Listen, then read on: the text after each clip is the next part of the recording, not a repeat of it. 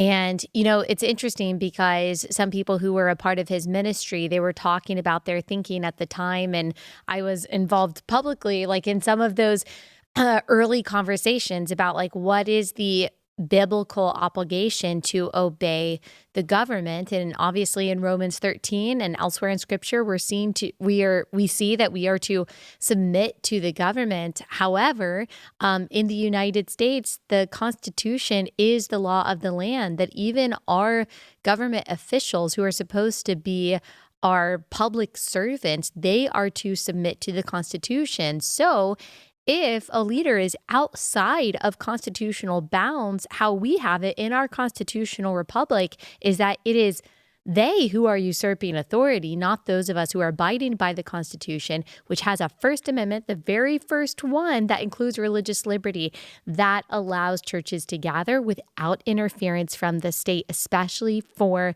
a virus that, yes, had some potential danger for some populations, but really not more than the flu. And even if it had, churches have the freedom to gather as they see fit.